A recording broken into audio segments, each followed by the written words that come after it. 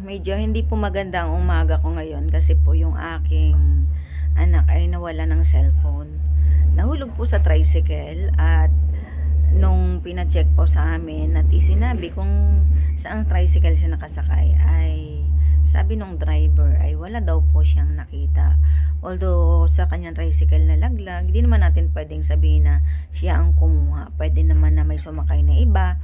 Tapos, yung kasunod na sumakay ang pwedeng kumuha. Ang akin lang sabi ko sa anak ko ay pinag-interesa na yun kasi yung cellphone, nung pinaring nila yung number nung cellphone, nagri-ring muna tapos pinatay. Kung ikaw na nakapulot ay maganda ang intention mo at hindi ka nag-i-interest doon sa napulot mong bagay, hihintayin mo kung halimbawa cellphone, hihintayin mo na may mag-text or tumawag doon sa cellphone kasi may tatawag at may tatawag doon sa cellphone na yon.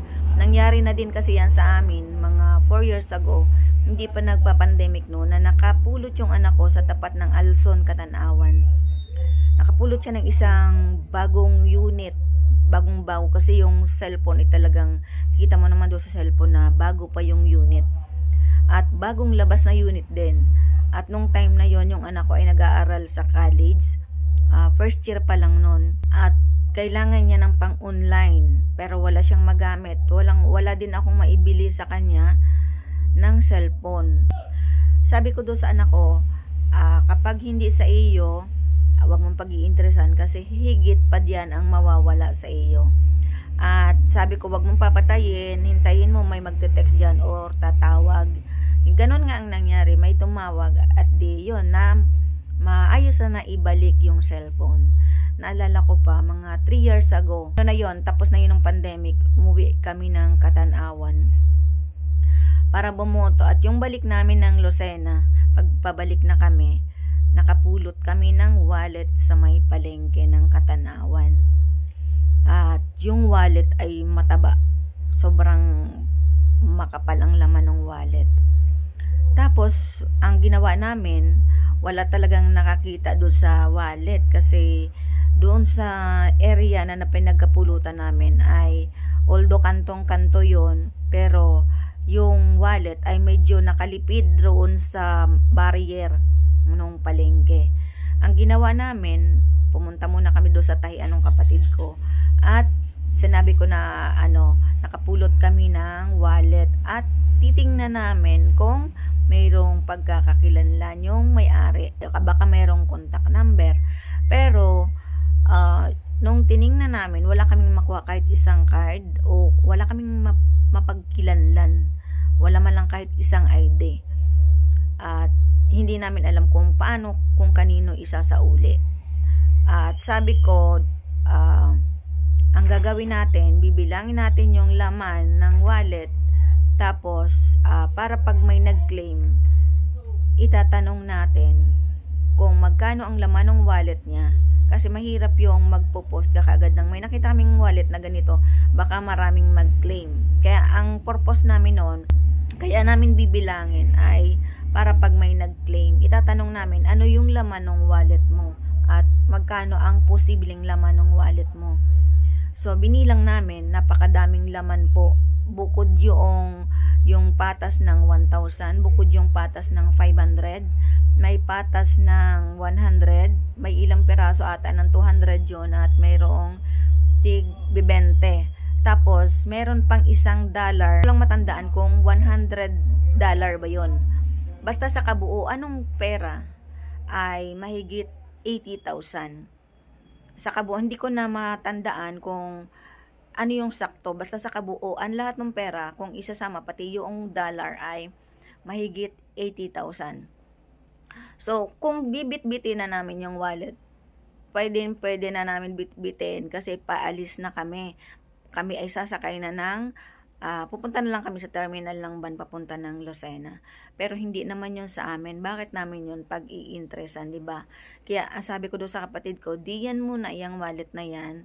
Ako'y magpo-post sa isang grupo sa Katanawanin na mayroon tayong napulot na wallet at dito ko sa iyo ipapaklaim.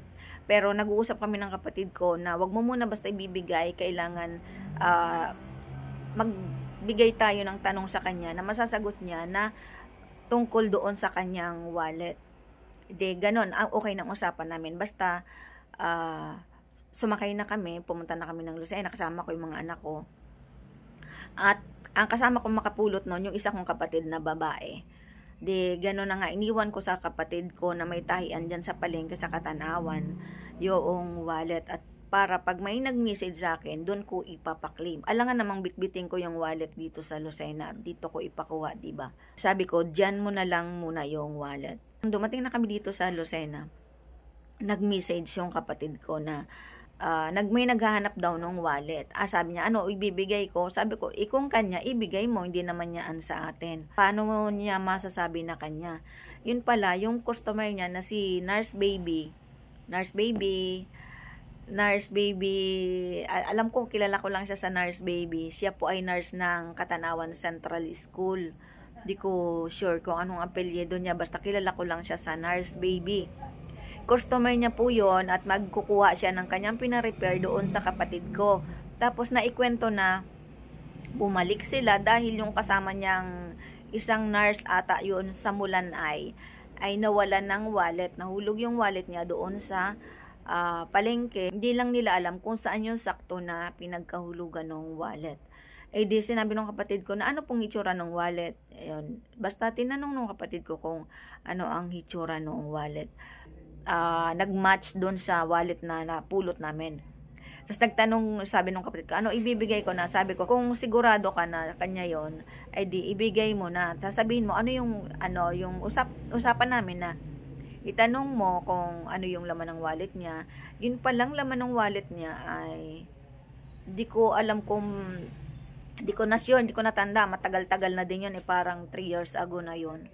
Ay pangpasweldo ata, basta yung pera nun parang bagong withdraw, bago niyang winidraw. At alam nyo, yung may-ari, yung nurse na may-ari nung wallet ay buntis.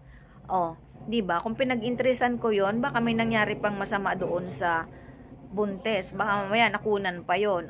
Di ba? Konsensya ko pa yon. At saka isip ko, hindi naman yun sa akin, bakit ko pag-iinteresan? Di ba? Baka may bawi sa akin yon kapag pinag-interesan ko yung ganong halaga. Although sa aming mahihirap, malaki na yung 80,000 sa katulad kong mahirap. Ako'y punong-puno na ng utang. Ang dami kong utang noon.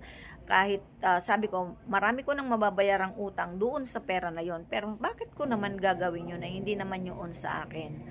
Di ba? Tapos sabi ko, takot ako sa karma. Takot ako sa bad karma. Baka mamaya, yung anak kong panganay matanggal sa trabaho, o yung may mangyaring hindi maganda sa amin, kulang pa yung pera na yon. Nung nasa uli, at least, wala akong dinadalang isipin. Yung anak ko hindi natatanggal sa trabaho, tumataas pa yung kanyang pwesto. Tapos yung anak kong lalaki na kasama ko noon, nakagraduate na siya ng college. At least nakakapamuhay kami ng maayos. Di ba? Ganon. Dapat pag hindi sa atin, wag natin pag-interesan. Si Lord na ang bahala nun. Pagsubok lang yun sa atin. Di ba? Kahit tayo sobrang hirap, pag hindi sa atin, wag natin pag-interesan. Kasi mabait si Lord. Malay mo, may plano si Lord. Sinusubukan lang tayo. Maliit man o malaki, pagkatiwalaan na sana tayo. Kung ano yung hindi sa atin, wag natin pag-interesan. Sana lang mapabalik pa yung cellphone ng anak ko. Malay mo naman, makonsensya, di ba?